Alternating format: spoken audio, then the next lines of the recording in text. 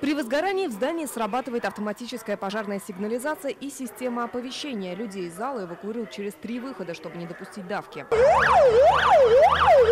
В это же время прибывает пожарная техника. Огнеборцы отправляются ликвидировать возгорание. Также в зале 10 пострадавших, которые не смогли покинуть здание.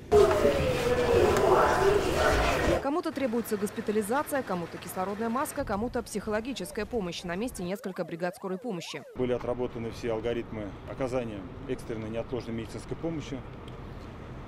Всего было задействовано по замыслу 44 сотрудника.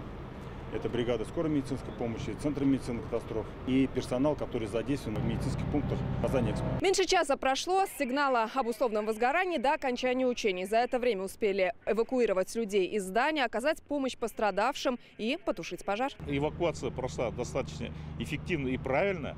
Поэтому то, что объекты проводим учения, это прежде всего, чтобы не наше реагирование, а именно объекты вовремя и правильно сработали. Сотрудники объекта, которые отвечают за конкретный участок работы, где должен стоять, где что должен нажать, где что должен открыть. Старт форума уже через неделю. Готовились к нему весь год. Построено несколько дополнительных павильонов, остаются финальные штрихи. Форум соберет участников из 65 стран и станет площадкой укрепления экономических, научных, культурных связей России и исламского мира. Ожидается порядка 15 тысяч человек в день.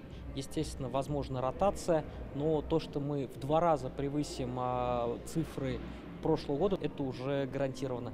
Темпы регистрации, темпы наполнения наших отелей, бронирование билетов говорят о том, что форум будет невиданных масштабов. Казан-форум пройдет с 18 по 19 мая. На Казан-экспо круглосуточно будут дежурить пожарная охрана, спасатели, медики, полиция и Росгвардия.